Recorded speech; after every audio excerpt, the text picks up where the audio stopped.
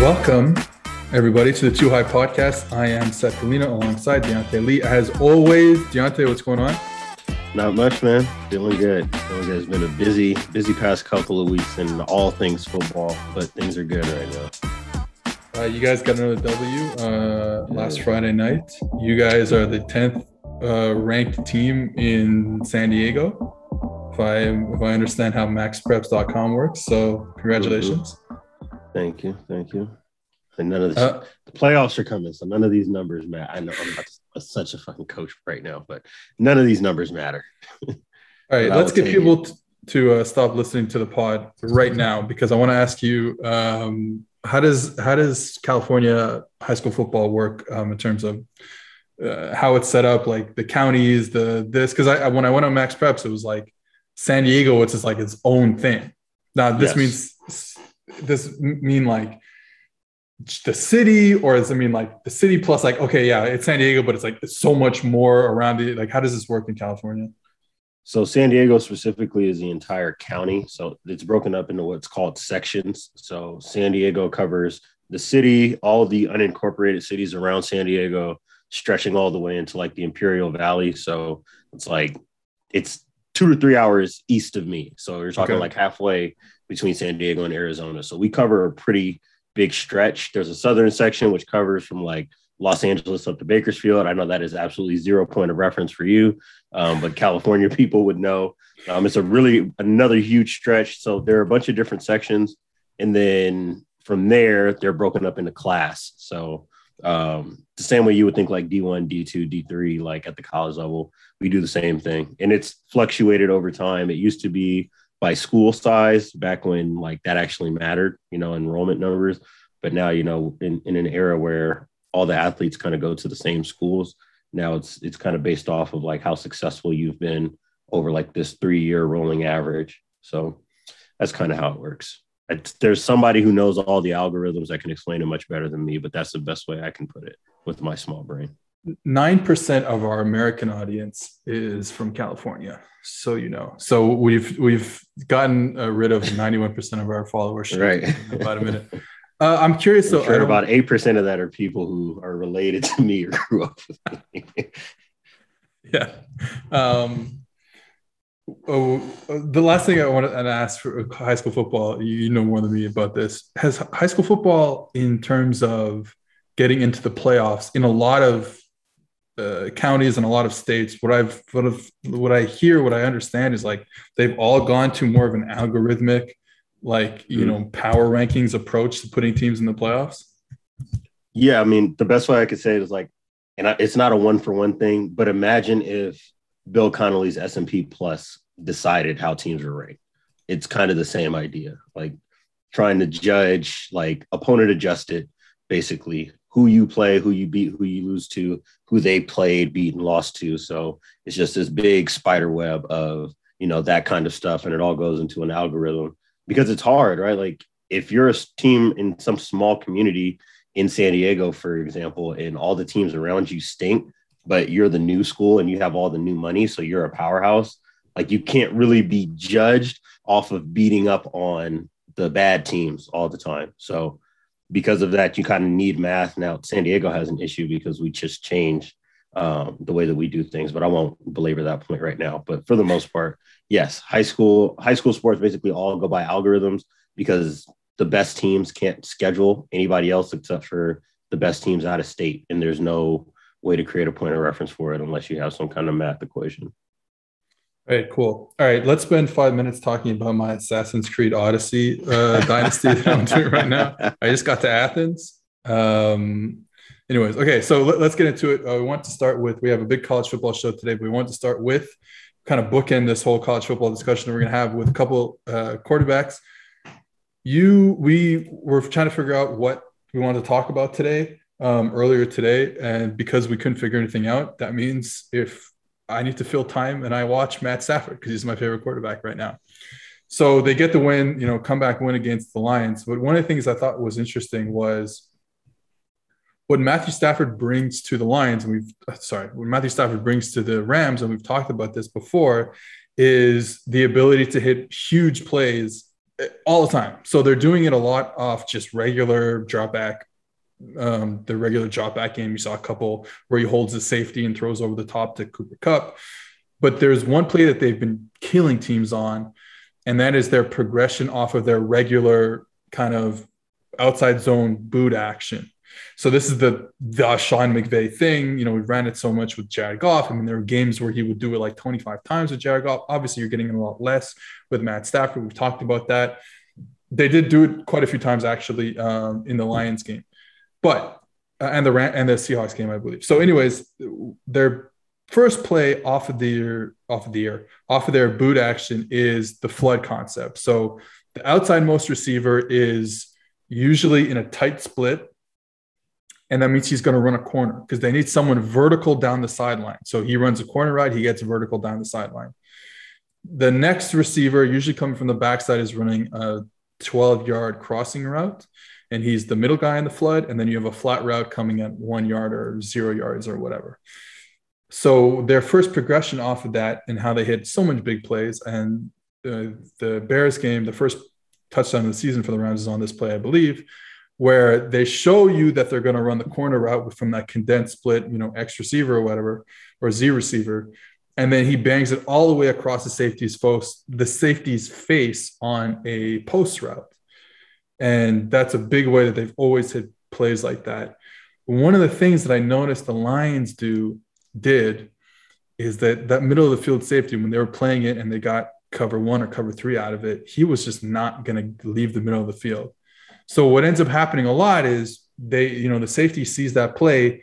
He's trying to help his cornerback friend on the corner route, on that deep corner route. So he starts drifting away from the middle of the field, and that's how they get you when they bang it back to the post. So I saw the Lions say, no, like that's it, not happening. We're just not going to let this happen. And I think that's just like, this is the type of things that you're going to start seeing from defenses that play against the Rams going forward, because they can be so explosive at any moment's notice. Right. And the thing that's really interesting about it from the Lions' perspective is a lot of the ways that they play in coverage is by necessity because they're so hurt. Like they play a lot of soft cover 2 and a lot of very soft cover 3, where they're getting a bunch of depth, but it does take that away. And it kind of gets you back into what you want in the first place when you're playing cover 3, right? Which is to force the ball deep and outside and never give up the post ball. And in this era with all these crossing routes, what we've seen is more and more free safeties that kind of have to hang where you're playing the middle of the field, but you also got to help, take away that area where you can get those drift routes that we've talked about, where you can get those crossing routes like we've talked about. And yeah, I know the exact play you're talking about. And versus any other team this year, and in almost any other situation, that post breaks off of the corner and there's just a bunch of airspace to throw into. But with the safety being like a legit 29 yards deep by the time the route breaks, like there is no post that can get open against somebody who is that deep down the field. So at least in terms of taking away that off the play action game, I do think that that's a smart way to do it. I would be interested to see what the next counter is. Maybe you try to get to it without your play action game. I guess you have to hit more of the drift routes, right? Like that's really the thing. Is you hit more of those, quick hitting 10 to 15 yarders to try to hold that guy's feet. And then you break the double move off of that, where you kind of get that kind of drift, stalk and go and try to run up the back of the free safety that way. So that would be an interesting kind of counterpunch that I'm sure that they probably have prepared already. It's funny thinking about this team because one of the things that I think both of us have noticed, and I think this is just true throughout football, is like, and we're going to talk about this, I think, on Thursday night when we talk about the Vikings in particular. On Thursday podcast when we talk about the Vikings in particular. But the Vikings get you into cover 3 because of the personnel they put on the field. CJ Ham. Right. They put CJ Ham on the field and they get you into cover 3 because defenses see a fullback, they see a second tight end, they get nervous, they spin a guy down, they play cover 3. The thing that's interesting about the Rams is they can get you into cover 3 in not by a personnel thing per se, because they're going to be 11 personnel with a tight end, with Higbee and then Van Jefferson and their 2 all-world receivers, Woods and Cooper Kupp. They get you into cover 3 because of how many option routes they run underneath. And because whenever you take away an underneath player and bring him back to run cover 4, cover 2, whatever, well, cover 6, whatever, that opens up a lot of space underneath. And you don't want to live in a world where you're getting all that space and they're running all these option routes, right? The Saints killed teams with Breeze for years with that stuff. So that's how they get you into cover 3. And you only do that with two all-world receivers and a quarterback who's playing out of his mind right now. Right, and that was really the point that I was going to hammer home, is because they have elite yak guys underneath in Robert Woods and Cooper Kupp. Like, those two are monsters after the catch, and they're so good at being able to find those soft spaces and then turn up the field. So for that reason, you have to have as many bodies around the ball as possible, so that way you don't just have guys running routes away from guys' leverage. I wrote about that with Cooper Kupp, I think right when the season started. It's just like his ability to run those like stick option routes, and you'll just see him just absolutely embarrass nickels and absolutely embarrass safeties, where they're not even touching the guy. Guys are dropping to their knees trying to defend him. And that was with Jared Goff. And now you have a guy like Matt Stafford. So again, like we talk about this all the time, is the kind of constraints it puts on you defensively. And, the one thing, aside from just taking away the explosive passes like we were talking about, this was by far the Rams' worst running day. And that, we've kind of had conversations like, what does this look like, when a team is able to take away the explosives and they don't punish them on the ground? And Stafford did a pretty good job of navigating it, especially like in the second half. He was able to really work that intermediate area of the field. But again, like, that's just going to continue to be the story for them all year long, because we all know, obviously, if they can run the ball and then set up the explosives off of play action, you're never beating them. They're putting up 40 every week if you can't do that. But when they're landing in these situations, and then that they want to start working the ball in those underneath to intermediate areas, and they're able to get you back into some of these cover 3 soft zone types of looks, then, it's just they're stealing money so often. So, yeah, I 100% agree with what you're saying. All right. It's about to be a very big weekend in the Big Ten. We're finally going to have some movement here because we're getting Michigan State. And I'm looking this up because for some reason, I don't want to be wrong about this, but I believe it's Penn State, Ohio State as well this weekend. So Saturday, October 30th at 7:30 p.m. All right. So Big Ten's kind of like slowly kind of simmered for a bit. And like I said, it's about ready to explode because Iowa's out of it, but we don't know who's going to come out of the other division, with Michigan State and Michigan and Ohio State all undefeated in conference, and Ohio State's only one loss out of conference. So let's talk about the Big Ten. What you wanted to talk about specifically were these Big Ten defenses. So, what are you seeing when you're watching the Big Ten defenses? So number one, like by EPA per play rank in the FBS, they have 9 of the 14 teams in the conference are in the top 50. So like just off the data alone, it tells you that there is some good defense being played. Some of that is being helped by the fact that they get to play Rutgers and Maryland and Minnesota. Maryland. Yes. So some of it is kind of, eating Indiana itself this year. Right. The list goes on. In Purdue. So I'll give you that. Let me tell you my stat now. I'll give you that. Mm-hmm. 7, so that's half of the Big Ten, are in the bottom 35 of EPA per play on offense. Yes. So this is always the question that we've had this past few years about the Big Ten. It's like, our offense is just really bad or our defense is really good? I mean, that's always going to be the story with them, because I will say their bad offenses are like just abject, awful offenses, like beyond debate. But another thing, because we grade at PFF, I went to look for that reason. And half of the conference, 7 of the teams have a defensive grade above 80. So even if they are playing up against some poorer offenses, they're still doing something to perform well.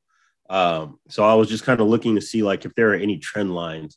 And most of it is, some of the stuff that we've talked about within the Big Ten, the identity of the Big Ten defensively.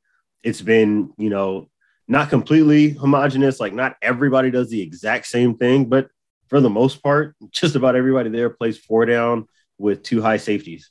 Like that's the meta. That is the way that you play defense in the Big Ten, I guess. I don't know whose doctrine it was. I really think a lot of it just comes from Ohio State when D'Antonio was there, like late 90s to early 2000s, Yeah. And the success that they've had.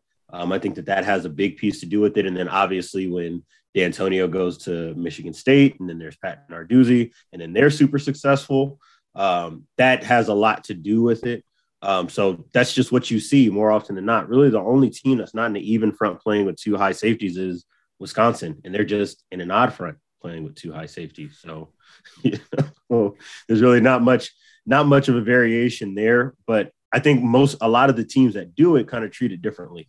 So Wisconsin, like, because they're an odd front, the idea is that they're going to get 8 or 9 guys to the football every time because they're in an odd front structure. So even when they do spin down the single high, like, they're still an 8 to 9 man fit.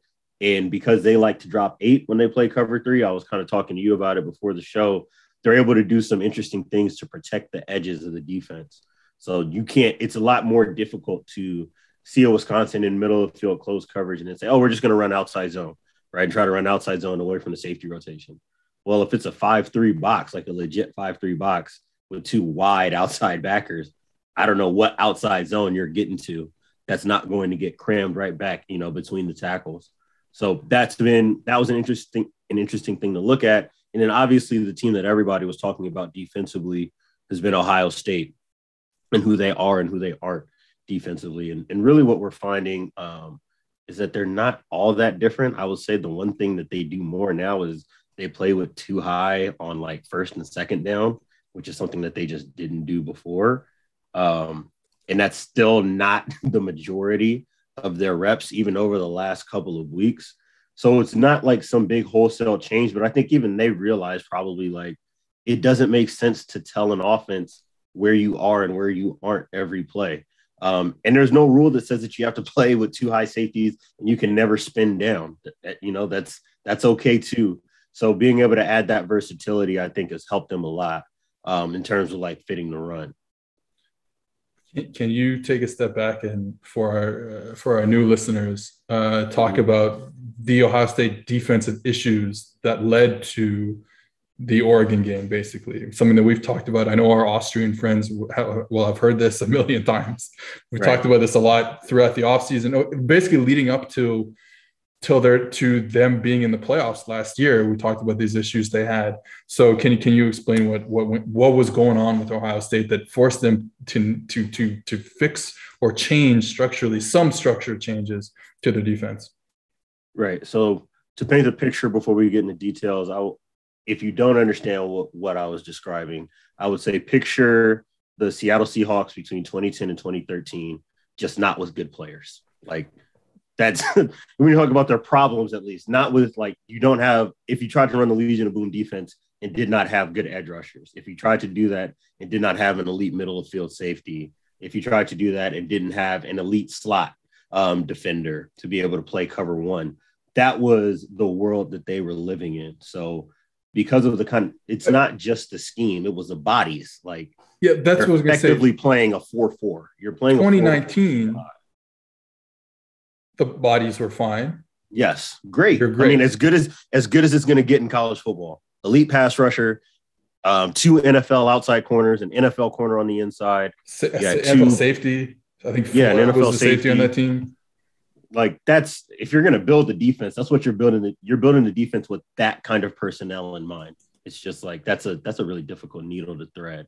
And obviously, like, to me, even if you took all of their defensive backs and just papered them over every year, if you don't have number 2 on the edge, I still don't think it matters. Because, and this is something that I've been kind of banging the drum on a lot of the posts that I've had with PFF recently, which is the idea that if you play zone coverage, your pass rush is actually a layer of coverage. I don't like dividing the thought process between them. And I know obviously at this company, we have endless debates about pass rush versus coverage. And I know that I've never heard these debates. What are you talking about? The dodge that a lot of people say is that you can't have one without the other, or that it's hard to contextualize. I mean, the truth of the matter is that each one is a layer of the other. And if you want to play zone coverage where you're saying we're trying to force the check down, well, you got to be able to force the quarterback to check the football down. You can't always just leave the seams open or just carry the seams where it's essentially turning into cover 1. And you're not actually getting to the quarterback and affecting him enough to make him dump the ball off. Otherwise, you'll just take those outside passes all day long.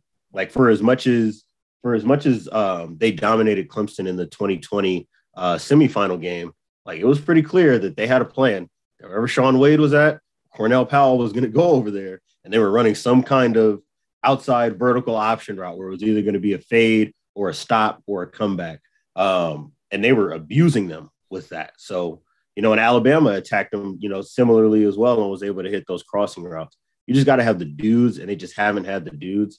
And like I said, it's not like it's some wholesale change where they brought in some brand new scheme. They ran some quarters, and Kerry Coombs was when he was the defensive backs coach in Tennessee, or the defensive coordinator, he ran a lot of too high stuff there as well. So it's something that they are capable of. Ohio State's identity defensively used to be playing quarters, like the Malcolm Jenkins Greg era. Shanna. Yeah, that was their deal. That's what they did. James Laurinaitis, all those guys, like that's who they were for over a decade. So this is more of a new development. That's why I've always been kind of banging the drum that this is a Ryan Day issue and not necessarily a defensive coordinator issue, because you don't make that change unless there's a directive given.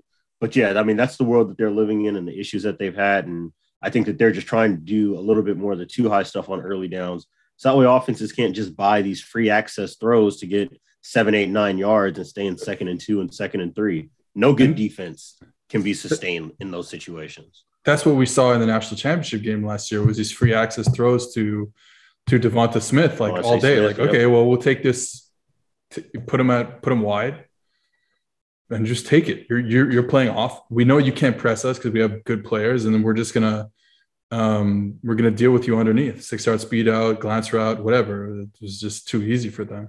And then in a lot of ways, then it becomes a matter of, it's not the fact that cover 3 itself is a problem, but if you're always in 2nd and 2 and 2nd and 3, you know what you're probably going to have to do?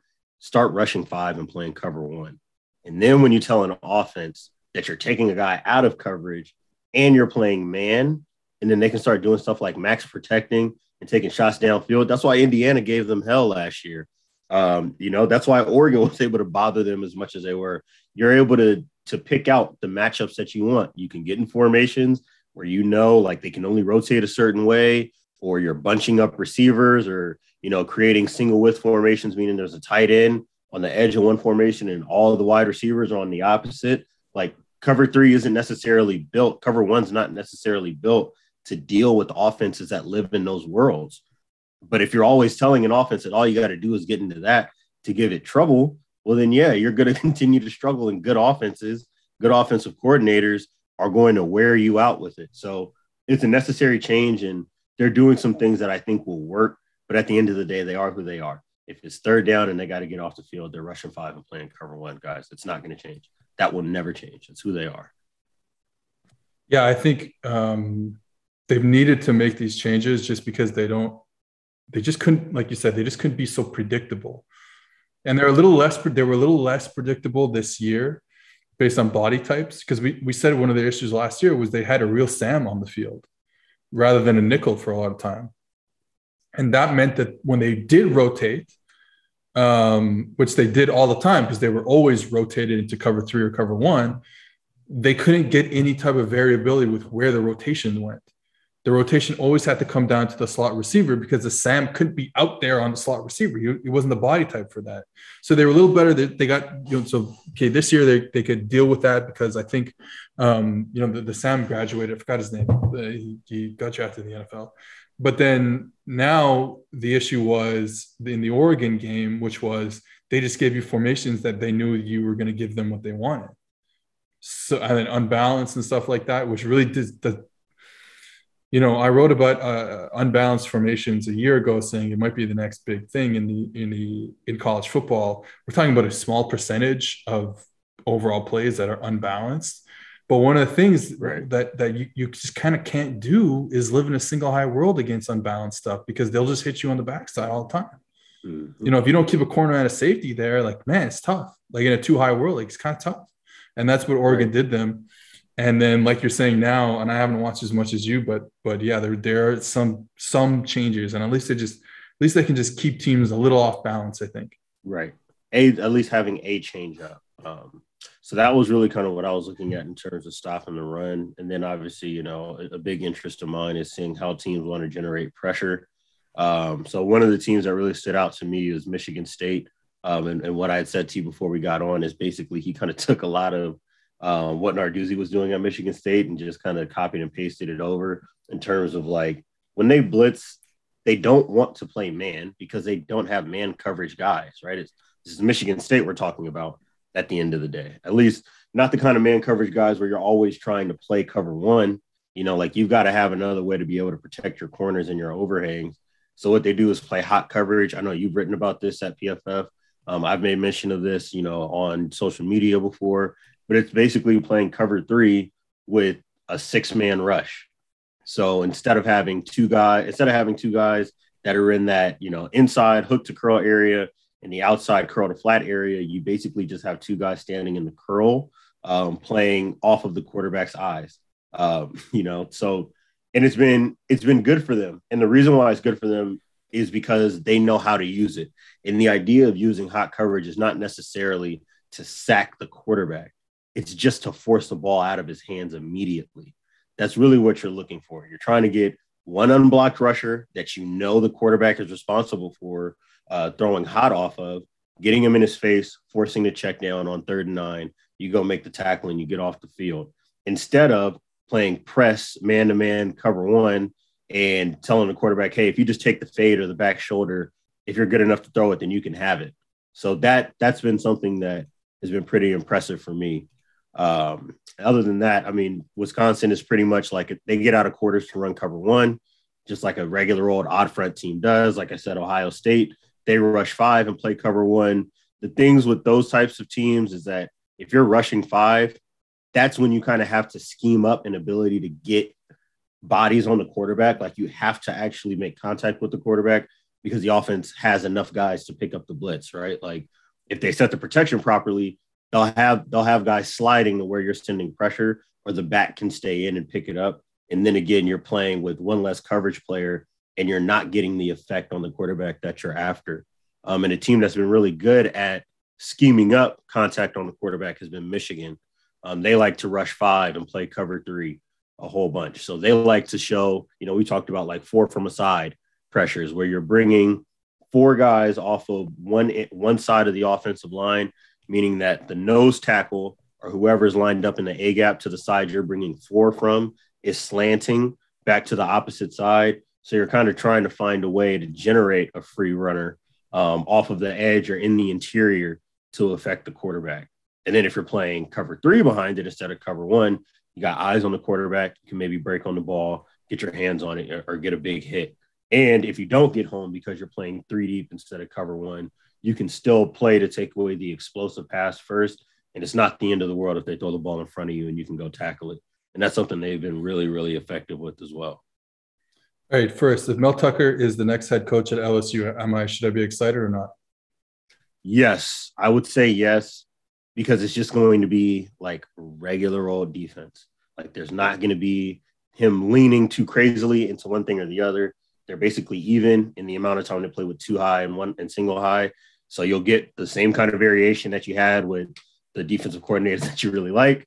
Yeah. The only thing that he doesn't do that you would miss would be like all the simulated pressures and creepers and stuff. But he's not an odd front guy, really. If I had if my favorite team was running a ton of hot pressures, I'd be into that. Like I'm cool with that. Yeah.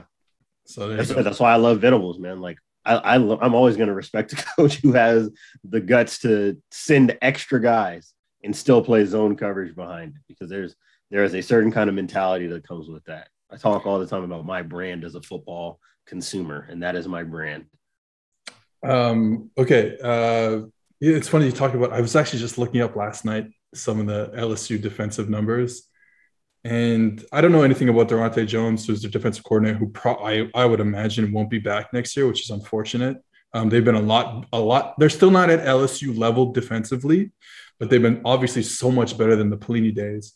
But one of the things that has kind of bothered me is just like, and it's kind of like the Ohio State talk where it's like, they want to be a cover 1 team. Okay, fine. You're LSU. Have at it. You got talent there on the corner. You be a cover 1 team as much as you want. The problem is their Right. next highest defense, the next most played defense is cover three.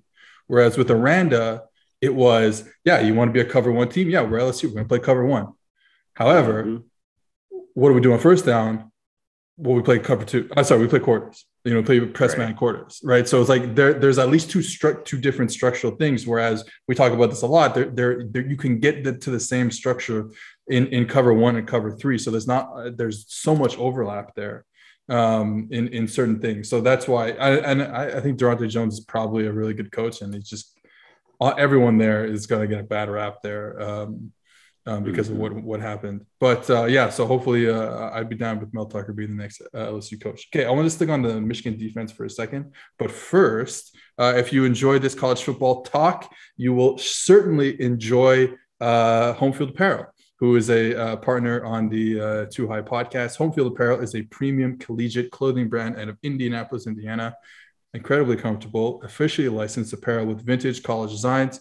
Homefield is in the middle of Big News Saturday Season 2, where they launch a new school collection every Saturday at noon for 16 straight weeks. I just saw someone posted new South Florida merch, and it's beautiful, absolutely beautiful. So go on homefieldapparel.com, use promo code PFF to get 15% off your first purchase. That's homefieldapparel.com, promo code PFF for 15% off your first purchase. Okay, so sticking with Michigan, one of the things that my brain went through throughout this offseason and then into watching them play on defense was, okay, so I don't know if I could speak for you. I think I could speak for you when I say that we both love Don Brown, the old Michigan defensive coordinator. Mm-hmm. So what is Don Brown? He is an aggressive, five-man, cover one, five-man rush, cover one coach. Michigan leads the country every year in percentage of snaps where they rush five and play cover one behind it. This is what they are. Yep. Well, so Jim Harbaugh goes to talk to his brother, John, at the Ravens and says, give me your best coach, basically. And whatever it is. And he goes again, guys. I think his name is Mike McDonald. I think it was a DB coach, linebacker coach. I'm not really sure. He gets him to run the Michigan defense. So I'm looking at this and thinking, okay, but what do the Ravens do on defense? They blitz five and they play cover one behind it. So I was like, now I will say that even if you're, broadly speaking, you have two defensive coordinators or two defenses that rush five and blitz and play cover one, just maybe having a new voice in there is always good. Like so there is that aspect to it. You know what I mean? And then the micro details can be different too. However, what's happened is, like we've talked about, is they've run a Big Ten defense, which I think is really interesting. Like they've said, okay, you know what? We're getting torched when we play cover one now. We might just not be recruiting good enough players on the outside to play cover one anymore. So enough of this. We're done with it. We're going to play so much zone. We're going to sit in quarters. And then when we spin, we're going to spin late into not cover one, but into the cover three. And we're just going to live in this world. And we're going to let our very good pass rush take care of a lot of things. Are you seeing the same thing?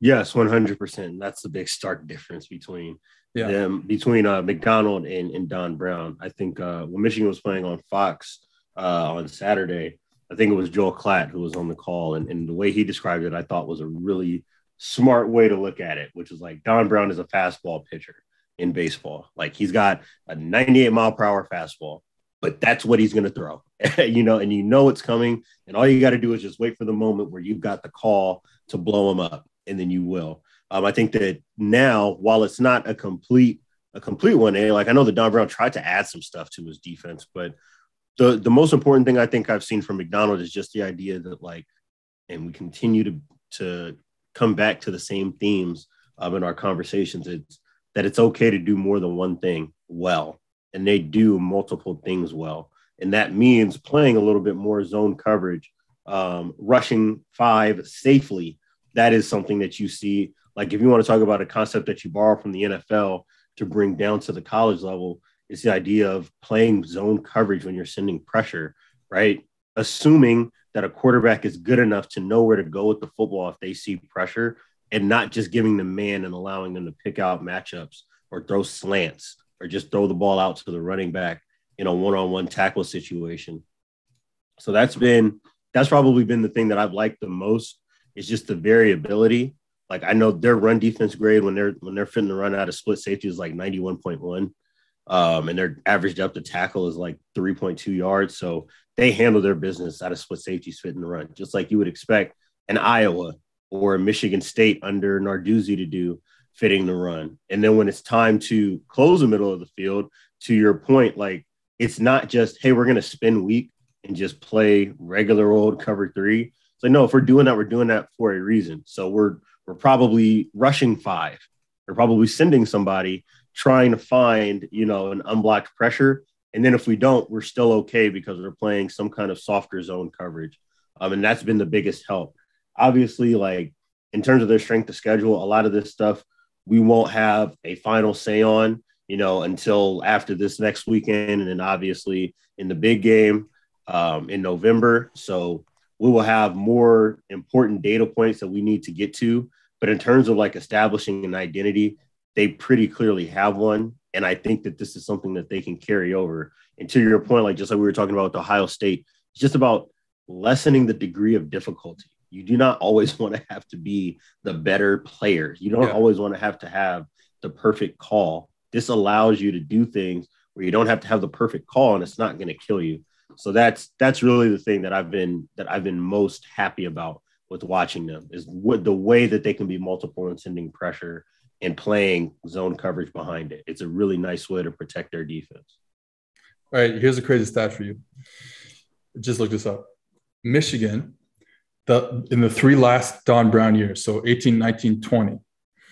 Now, I will say this is PFF charting. PFF has them charted as having played in 3 years 101 cover three snaps.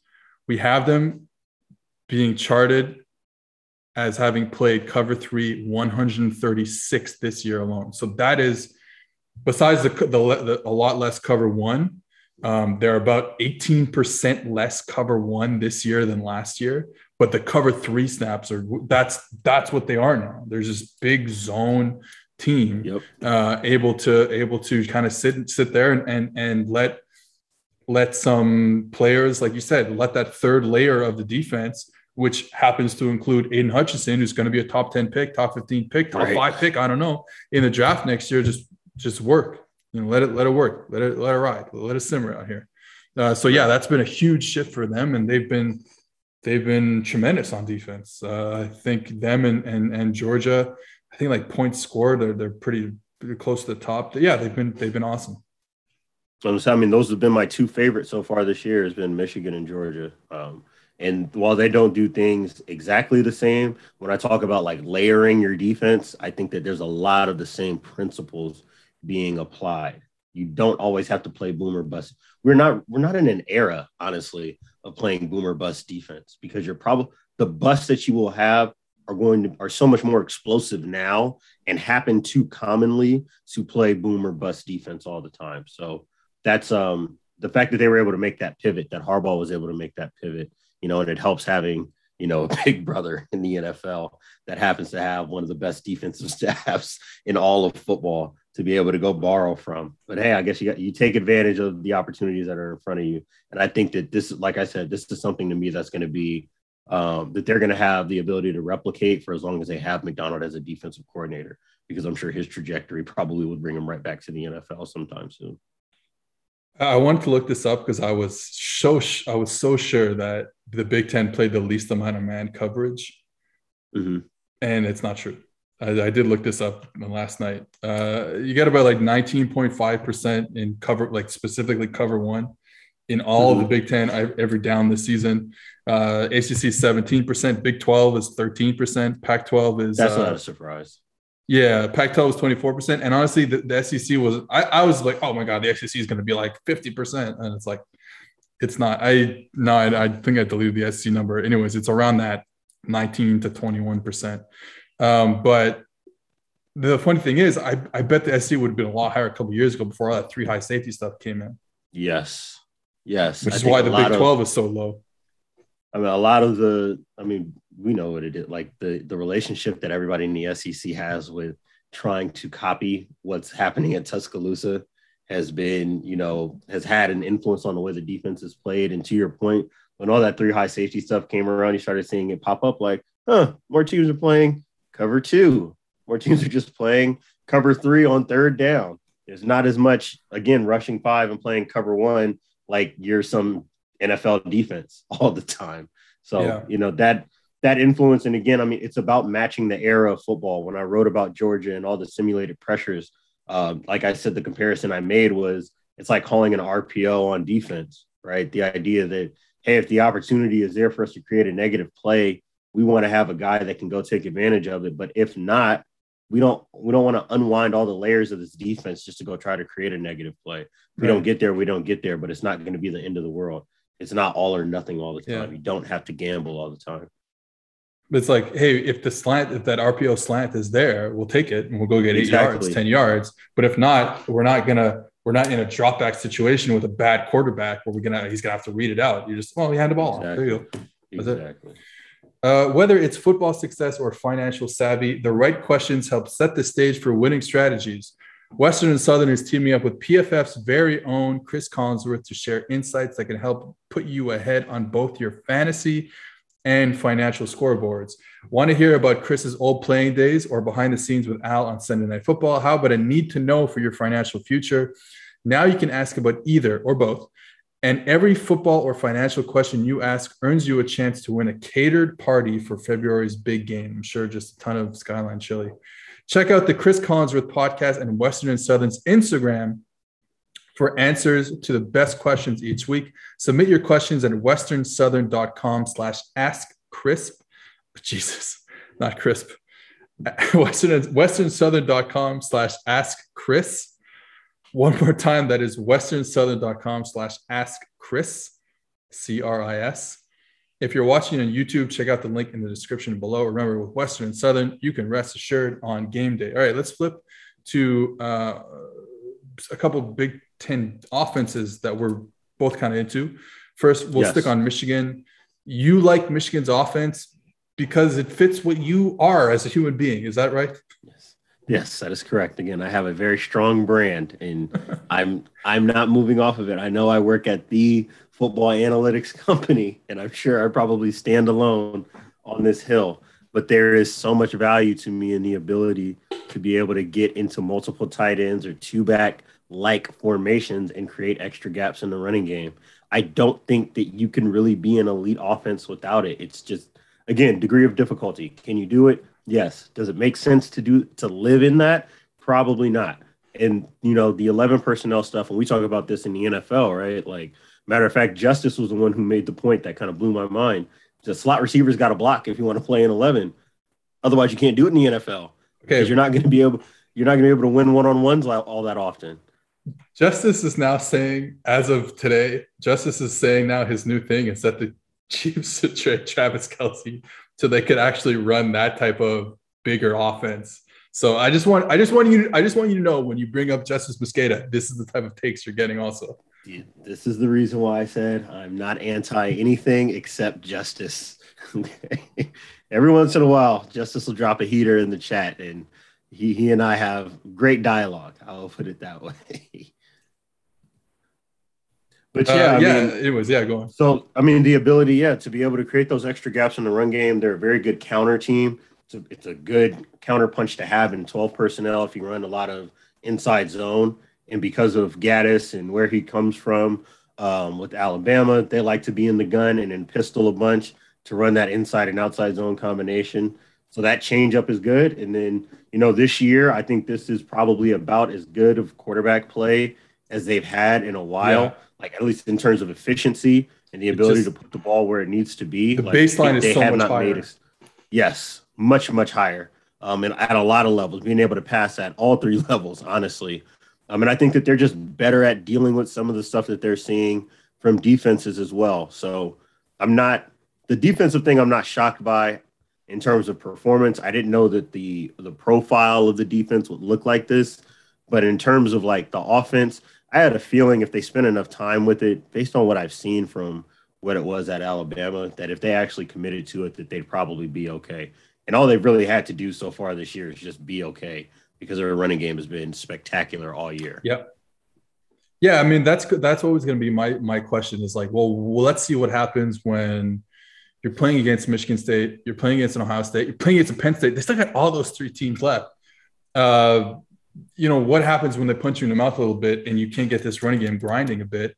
Uh, like Cade McNamara is going to have to be a player, and we don't know. And they lost their best player receiver out for the season, week 1 or week 2, and that hasn't really affected them at all. It's Ronnie Bell. So like that seems like it's going to affect them at some point. Though, I mean, I hope to a certain degree it doesn't. I hope it works out for them. But yeah, this is an interesting offense that they've been doing for a while. You know what I mean? This is still like Harbaugh's fingerprints are on so much of this. But like you said, the quarterback play is so much better. And is Cade McNamara an NFL quarterback? Probably not. Probably not. But they've been really hurting at that position for quite a while. Right. So just having that baseline where they can say, hey, like we can go get a first down here, like once in a while on third down, on drop back. Hey, we can go and play action because we're running the ball so well on first down and hit some big plays. Like that's really changed, I think, a lot of what Michigan has been able to do this season they haven't been able to do in years past. I mean, their game against Michigan State is going to be like a watershed moment in exactly what this offense is when you're playing up against a defense that can punch back. So that's going to be, and then on the offense, on the other end of the ball, we'll get a very clear look at what Michigan's defense is against a downhill punch you in the mouth offense as well. So this is going to be, in terms of narrative, not only just the data, but in terms of narrative, we're going to get a pretty clear look at who these teams are and are not for the rest of the Big Ten slate. Yeah, I mean, for the most part, people are not going to be happy with this, but like it's a semifinal game for both teams. Right. With Ohio State, and we'll talk about them in a second, with Ohio State being the kind of Big Ten, I want to say Big Ten East, like being the Big Ten East championship game, right? We're assuming that Ohio State deals with Penn State. Probably easier said than done because Penn State's got a pretty nice defense, but we're assuming that. So this really is a Michigan game that's going to be determine who plays against Ohio State for the chance to go and play against, I guess, still Iowa. I don't even know at this point. I guess still Iowa in the on the other side of the coin in Indianapolis. All right, hold on a second. It's football season. It's football season. Diante, is it football season? It's football season. And do you know what that means? It means we're going for 2 here with the sponsors of today's show. Manscaped. Blitzing through hairs has never been easier, and it's time for you to join the 2 million men worldwide who trust Manscaped by using promo code PFF at manscaped.com for 20% off plus free shipping. It's 3 and out the window with all the trimmers. Now go tame that Wildcat offense. Wildcat offense, man. Still exists 10, 15 years later after Arkansas brought it out. The brand new Lawnmower 4.0 is here to take your defense to the next level. This 4th-generation trimmer features a cutting-edge ceramic blade to reduce grooming accidents thanks to their advanced skin-safe technology. The Lawnmower 4.0 has a 7,000 RPM motor, a new multifunction on-off switch that can engage a travel lock, and gives you the ability to turn the 4000K LED spotlight on and off when needed for a more precise shave. Did I mention this trimmer is waterproof too? Rain, snow, or sleet are no match for the waterproof power of the 4.0. There is no 15-yard penalty for this clipping. There's no 15-yard penalty for this clipping. There's no 15-yard penalty for this clipping. Get 20% off and free shipping with promo code PFF at manscaped.com. That's 20% off with free shipping at manscaped.com and use code PFF. Stiff arm your pubes out of the playoffs this year with Manscaped. I glitched there for a second, but we will recover. All right, I want to do a little bit on Ohio State's offense because it's disgusting right now. Yes, it's disgusting. Offensive line. They are back in machine mode. Oh, my God. Offensive line mauling people. Receiving corps we knew was going to be great at the beginning of the year, and they've proven to be even probably better than I even thought. And CJ Stroud is really good, man. Like I said this like week 2 or something. I was like, yo, my boy. Like he's still really good, even though they lost, even though whatever. He's not Justin Fields, whatever. He's still really, really good, and the offense is just flying around and absolutely dominating people.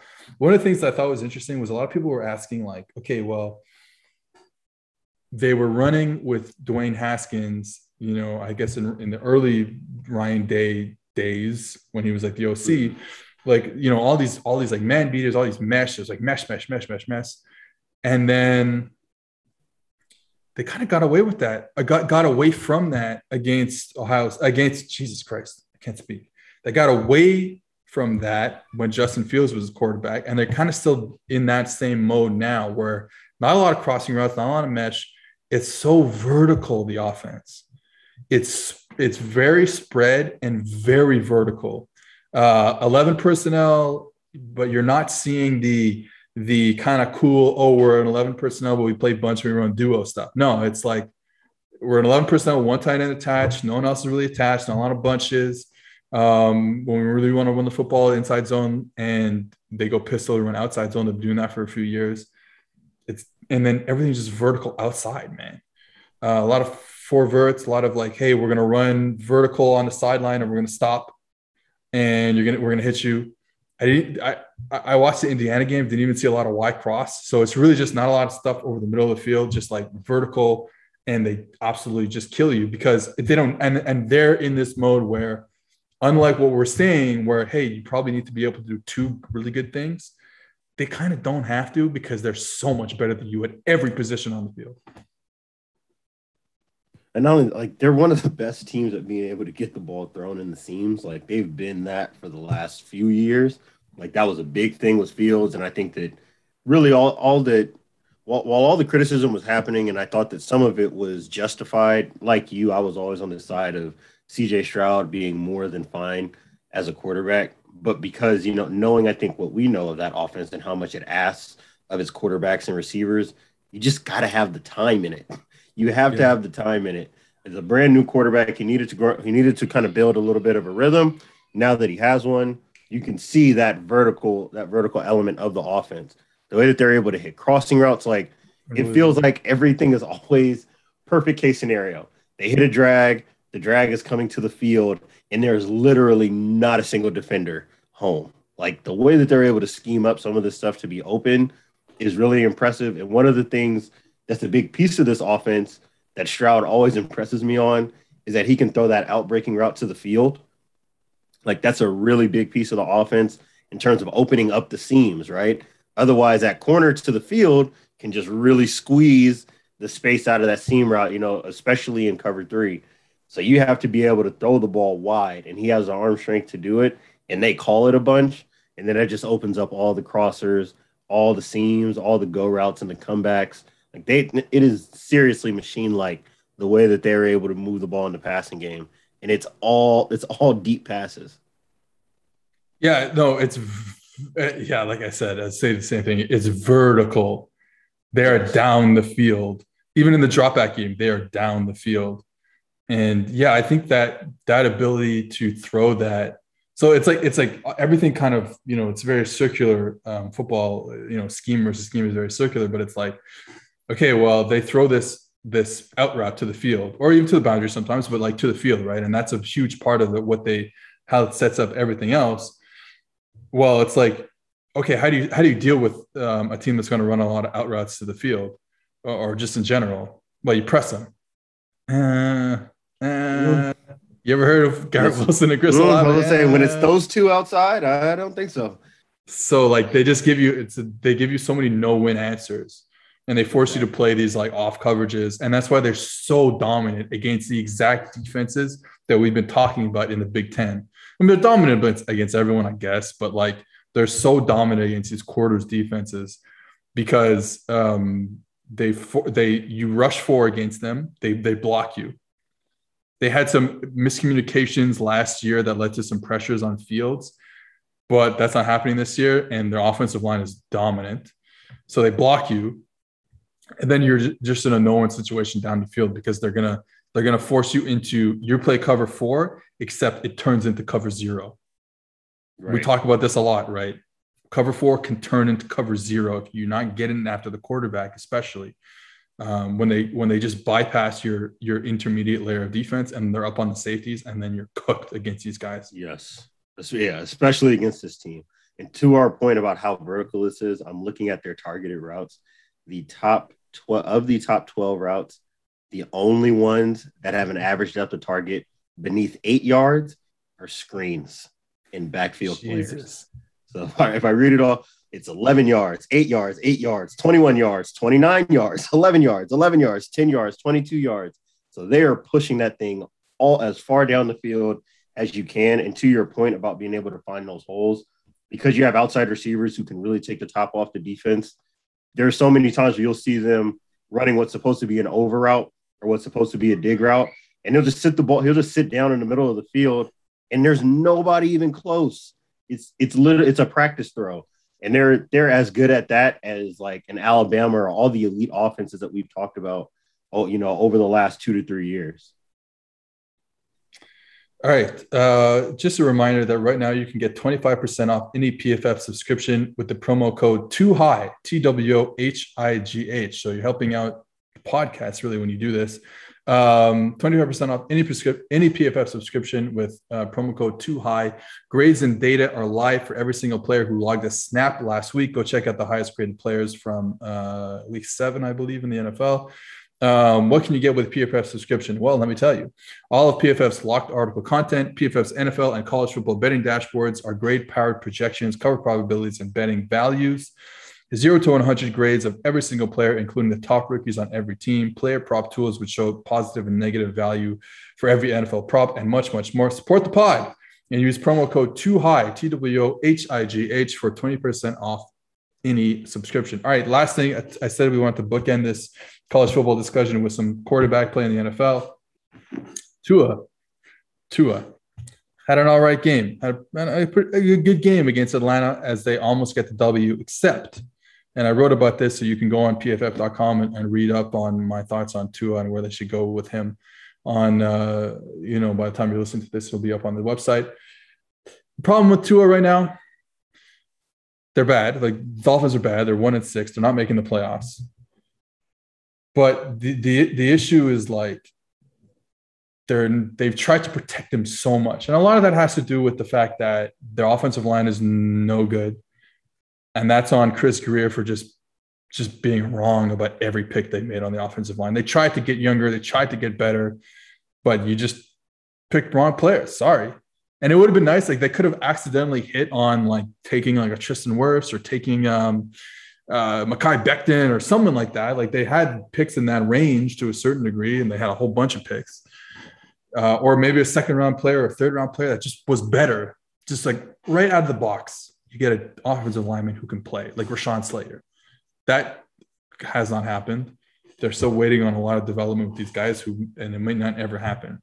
So I understand that they protected Tua with RPOs, super high RPO rates, screens, play actions, but it didn't work. You're 1-6. Defense regressed. We kind of knew it was going to happen because they were so good on third down last year. We thought it was probably going to happen. They're not good anymore. Offense is okay. Tua's a little better this year, but protecting him hasn't worked. It hasn't made the team better. They're 1-6. So my thing was just like, hey, you know what? Like, and I know that they'll never do this, but my thing was like, hey, drop him back. Let's see what we got here, because we just don't know anything about Tua right now. Drop him back, see what you got, and hopefully you get a clean evaluation of the guy rather than him just throwing, 6-yard slant RPOs to Mike Gesicki the whole game. Yeah, I mean, it's our friend Derek says, like, it's a nut. Like, I think he tweeted last night that he can't take any more RPOs from the Dolphins, and I'm in agreement with him. I just think that now, again, we're a couple of years deep with Tua. He obviously had some of the injury issues that he had to start off his career, but now that he's healthy, the defense has regressed, so you know that you're not a contending team right now. Yeah, just cut the guy loose. If it don't work and you got to make another move at quarterback, then you do.